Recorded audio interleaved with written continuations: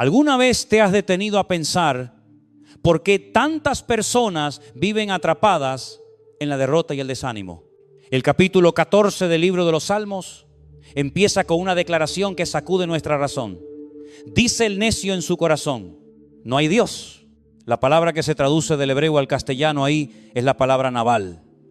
Y literalmente significa falto de entendimiento, alguien que no razona. Y con todo respeto lo digo, es que hay que estar verdaderamente ciego para abrir los ojos cada mañana, ver el milagro de la vida y decir que el Creador no existe. Sinceramente les digo, yo no siempre fui así. Durante muchísimos años de mi vida yo no creía en Dios. No creía en Biblias, ni en pastores, ni en iglesias. Solamente creía en mí. Pero la verdad es que hay que estar mal de la cabeza para mirar la perfección del universo y decir que Dios no existe. Claro, siempre hay por ahí los que piensan que son los más listos de la humanidad. Los que dicen, pero ¿cómo voy a creer en Dios cuando hay desgracias humanas, cuando hay sufrimiento? Como si Dios fuera el culpable de lo malo. ¿Qué filosofía de vida tan hipócrita? El oxígeno que entra en tus pulmones ahora mismo, las dos piernas que tienes, los ojos, la vista, el corazón latiendo en tu pecho. Dios no tiene nada que ver con eso, ¿verdad? Tu casa, tus hijos, tu familia, de eso Dios no es el autor. Pero en cuanto hay la más mínima desgracia, entonces Dios sí tiene la culpa. Le atribuimos solamente lo negativo, pero le negamos la gloria por la vida misma. Por eso la Biblia dice que los argumentos del necio son vacíos. Una vez le dije a un señor que se consideraba ateo: el día que usted me demuestre que Dios no existe, ese día comenzamos a hablar. Yo no tengo que demostrarle a usted que Dios existe. Es usted quien tiene una postura de terquedad, de intransigencia, de rebeldía. ¿Saben una cosa? Dios no pierde el tiempo y nosotros tampoco debemos perder el tiempo con gente que no quiere aprender. Porque el que no quiere cambiar, el que solo busca justificarse y despotricar contra todos, difícilmente te prestará atención. Siempre estará buscando excusas para su propio fracaso. Hay un hombre en la Biblia llamado Job. En un momento de profunda crisis, Job comienza a quejarse, a presentar argumentos de por qué está sufriendo de esa manera, tratando de justificarse a sí mismo. Y hay un momento exacto en el que Dios lo interrumpe desde un torbellino y le dice: oye Job, ven para acá, escúchame un momento, tú me vas a condenar a mí para justificarte tú. Y ahí Job se calla la boca. Porque muchas veces decimos: es que yo soy así por mi padre, por mi madre, por el gobierno, por la economía, por mi marido. Siempre alguien tiene la culpa menos nosotros mismos. Pero Dios no se casa con nadie. Dios siempre nos señala al centro del corazón. Puedes cambiar de país, puedes cambiar de pareja, puedes cambiar por fuera, pero hasta que tu corazón no cambie, seguirás igual. Tarde o temprano tendrás que pararte frente al espejo y decir: yo también me he equivocado en la vida. No soy perfecto. Hay un libro maravilloso en la Biblia, Sabiduría pura puesta por escrito, el libro de Proverbios. Y hay uno de sus proverbios que dice: hay caminos que al hombre le parecen derechos, pero su fin son caminos de muerte. Hace muchos años escuché una anécdota tremenda. Un padre ya agonizando en su cama llama a su hijo y le dice: hijo, te voy a dar lo único que me ha quedado. Es un diamante de incalculable valor. Yo lo heredé de mi padre y él del suyo. Es una joya familiar sagrada. Nunca te deshagas de él. El padre muere. Pasan los años y el chico se ve en una terrible necesidad económica hasta el punto de tener que recurrir a vender el famoso diamante. Llega donde un experto joyero, un tasador de diamantes profesionales. El hombre lo observa, echa una carcajada y le dice: amigo, esto es falso, esto no vale nada. El joven indignado responde: no me diga eso, mi padre me lo dio en su lecho de muerte, esto viene de generación en generación. Y el joyero le contesta: mire, yo no estoy cuestionando la herencia de su padre ni la buena fe de sus antepasados, pero le vuelvo a repetir que esto no es un diamante, esto es un cristal en forma de diamante. El verdadero diamante no se rompe. El joyero toma un martillo, ¡pam!, le pega un fuerte golpe y rompe la piedra en 20,000 pedazos. Conclusión, moraleja: Estuvieron creyendo durante generaciones en algo falso, defendiéndolo como si fuera verdadero, hasta que llegó el momento inevitable de demostrarlo. ¿Saben que a muchos de nosotros nos pasó exactamente lo mismo? ¿En cuántas cosas creímos durante años, pensando que esa era la verdad absoluta? Recibimos la herencia espiritual o religiosa de nuestros antepasados y la defendimos a muerte. Era un honor creer en aquello, pero cuando comenzamos a comprobar esas tradiciones a la luz del manual, a la luz de la Biblia, nos llevamos las manos a la cabeza. Nos dimos cuenta de que practicábamos cosas erróneas, mandamientos humanos que no tienen poder para salvar ni para sanar. Tarde o temprano usted tendrá que comprobar sus creencias, amigo. Tarde o temprano tendrá que preguntarse, ¿estoy en la verdad? ¿O simplemente he heredado una tradición vacía, sin una relación, sin una experiencia personal con Dios? La Biblia no es un libro caducado ni está lleno de errores. La Biblia es un libro perfecto, es la palabra de Dios viva, está llena de promesas, transforma la mente. Es el mapa, es la brújula, es el GPS que Dios le ha dado a la humanidad para que no se pierda en medio de la tormenta. Si las naciones, si los políticos dejaran su arrogancia y buscaran respuestas en la palabra de Dios, el mundo sería un lugar de paz. Pero lamentablemente, el hombre sigue creyendo que él tiene la solución. Y como dijo el Señor, un ciego no puede guiar a otro ciego, porque tarde o temprano los dos caerán en el mismo hoyo. El mundo va a la deriva porque está ciego, hermano. Pero nosotros tenemos que dar infinitas gracias al Señor porque hemos conocido al verdadero, y el verdadero se llama Jesucristo, el Hijo bendito de Dios. Quiero llevarles ahora a una bomba espiritual. Quiero que vayan al libro de Proverbios, capítulo 18, versículo 21. Te vas a dar cuenta del poder inmenso, terrible y glorioso que Dios ha puesto dentro de ti, para bien o para mal. Es como la dinamita. Puedes usarla para abrir un túnel en la montaña y conectar ciudades, o puedes usarla para destruir y matar a miles de personas. El texto dice así: la muerte y la vida están en poder de la lengua. Escúchalo otra vez. La muerte y la vida están en poder de la lengua. De la cabeza para abajo no nos diferenciamos en nada de los animales.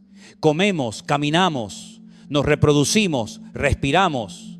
La gran diferencia que Dios nos dio está de la cabeza para arriba. Podemos razonar, pensar, memorizar y sobre todo hablar.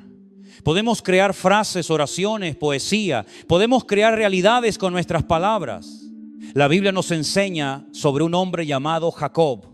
Jacob obtuvo bendiciones de su padre Isaac en varias ocasiones, recibió bendiciones directas de Dios en su camino al exilio, y años después la Biblia dice que peleó con un ángel y le dijo: no te suelto hasta que me bendigas. La vida de Jacob estaba repleta de bendiciones.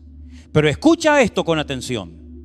Una cosa es que tú recibas la bendición de Dios, y otra muy distinta es que tú la actives, que tú te la apliques en tu vida diaria.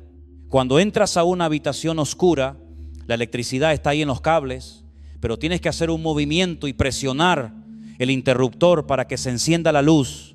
Vas al baño y quieres agua, el agua está en las tuberías, pero tienes que abrir el grifo. La bendición de Dios está sobre tu vida, ya fue pagada con sangre en la cruz, pero hay que activarla, hay que usarla. ¿Y cómo se activa la bendición? Con la boca, así de claro. El poder de la lengua produce dos efectos: o para muerte o para vida. Hay gente que se está matando a sí misma por la forma en cómo hablan. Se la pasan en queja, en lamento, decretando derrota desde que se levantan, y sus palabras se convierten en su propia prisión. Mira lo que ocurrió con el Señor Jesucristo en el desierto de Judea antes de comenzar su ministerio. Mateo capítulo 4, Jesús acaba de ser bautizado y es llevado al desierto.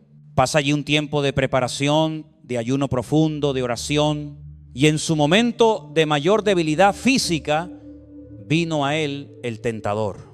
Satanás no se le acercó con cuernos y tridente, se le acercó con una sugerencia sutil y le dijo: si eres el Hijo de Dios, dile a estas piedras que se conviertan en pan. Ahora yo te hago una pregunta. Si tú tienes muchísima hambre y alguien te dice: ora para que esta silla se convierta en un bocadillo. Para ti eso no es una tentación, porque tú no tienes el poder de convertir una silla en comida. Pero para el Señor Jesucristo sí era una tentación, porque Él tenía el poder absoluto para convertir todas las piedras del desierto en pan en un solo segundo. Satanás quería que Jesús usara su poder divino para satisfacer una necesidad humana, sacándolo de su propósito. ¿Qué hace el Señor? Lo ignora, le da la espalda y se marcha asustado. No, Él responde. Escucha bien cómo responde Jesús en el versículo 4. Le dijo: escrito está, no solo de pan vivirá el hombre, sino de toda palabra que sale de la boca de Dios. ¿Qué es lo que usa el Señor? El poder de la lengua. Él usó la palabra para neutralizar el ataque, pero el enemigo no se rinde fácilmente. Vuelve otra vez a tentar. Lo lleva a la santa ciudad, lo pone sobre el pináculo del templo y le dice: si eres el Hijo de Dios, échate de aquí abajo. E incluso Satanás se atreve a citar la Biblia torciéndola, porque a sus ángeles mandará cerca de ti para que tu pie no tropiece. ¿Qué hace Jesús? Utiliza otra vez el poder de la lengua y dice: escrito está, no tentarás al Señor tu Dios. ¡Pam! Lo neutraliza de nuevo. Satanás vuelve al ataque una tercera vez, porque si algo caracteriza al enemigo es la perseverancia. Ojalá los creyentes fuéramos la mitad de perseverantes. Lo lleva a un monte muy alto, le muestra todos los reinos del mundo y le dice: todo esto te daré, si postrado me adorares. Y Jesús, con autoridad absoluta, declara: vete, Satanás, porque escrito está: al Señor tu Dios adorarás y a Él solo servirás. Y en ese momento el enemigo lo dejó y vinieron ángeles y le servían. Jesús podía haber destruido a Satanás con un pensamiento, pero nos dejó una enseñanza magistral. Él utilizó el poder de la palabra correcta para que el ataque quedara totalmente anulado. Y tú te preguntarás: ¿y a mí para qué me cuenta esta historia de hace 2000 años? Te la cuento porque tú también tienes problemas. Tienes dificultades económicas, físicas, laborales, matrimoniales, con los hijos. Y te preguntas: ¿qué hago entonces? ¿A dónde voy? ¿Te resignas a estar enfermo, triste y amargado? ¿Quién dijo que te tienes que resignar? El mismísimo Jesucristo dijo: el ladrón no viene sino para hurtar, matar y destruir, pero yo he venido para darte vida, y vida en abundancia. Si tú quieres tomar el camino de la mediocridad y la depresión, eres libre, pero yo me rebelo en contra de eso, porque el Dios de la palabra me permite elevarme por encima de la circunstancia y caminar de victoria en victoria.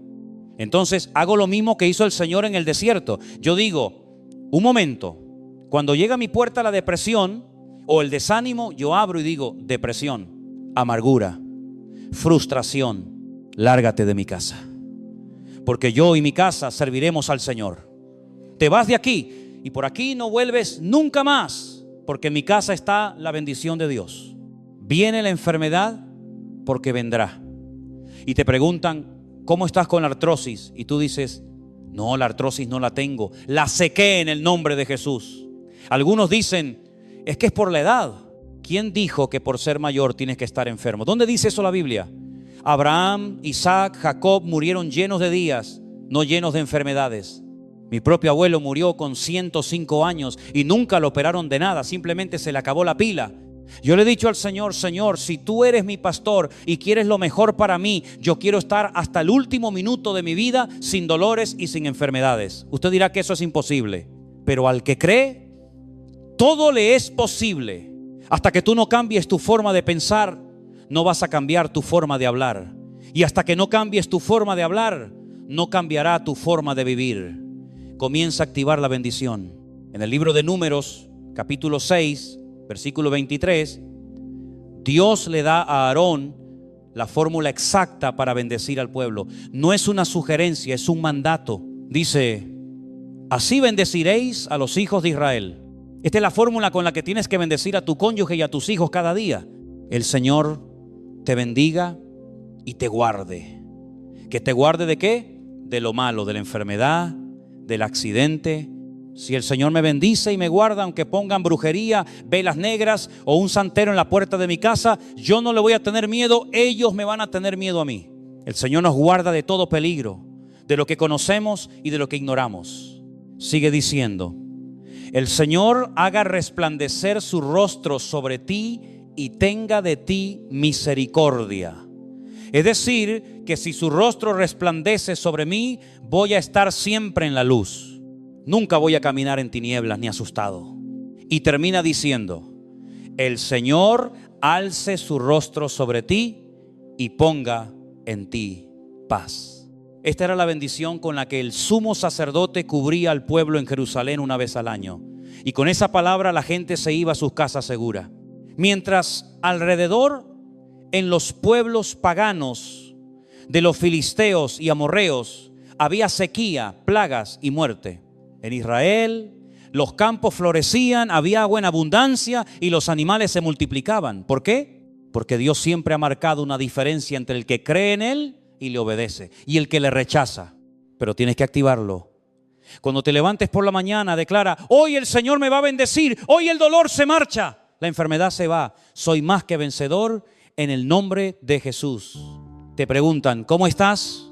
Y muchos responden: bueno, aquí, aguantando, tirando. Ya empezamos mal. Esa es la confesión de la derrota. No permitas que la atmósfera del mundo te contamine. Cuando el profeta Ageo llegó a Jerusalén después del exilio, vio a todo el pueblo deprimido y amargado. Los agricultores se quejaban de que sembraban mucho y no cosechaban nada. Los ganaderos decían que sus ovejas se morían al nacer. Todo el país estaba en un estado de ruina. Y Ageo, un verdadero hombre de Dios, les dijo: aquí pasa algo. Esto no es normal. Esta no es la bendición que Dios nos prometió. Y comenzó a investigar. Les preguntó: ¿qué hicieron con todo el dinero y los materiales que nos dieron para reconstruir el templo, la casa de Dios? Y la gente respondió avergonzada: es que no hemos movido ni un palo para construir el templo, porque decíamos que aún no había llegado el tiempo. Para construir la casa de Dios no había tiempo, pero para construir sus propias casas y vivir cómodamente, para eso sí tenían tiempo. Y el profeta Ageo les dio la clave de su ruina.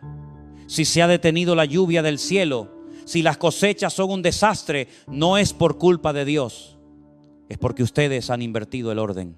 Se han puesto ustedes primero y han dejado a Dios en la cola. Hermanos, tienen que cambiar el chip, tienen que cambiar su forma de pensar y de hablar, porque el poder de la vida está en su boca.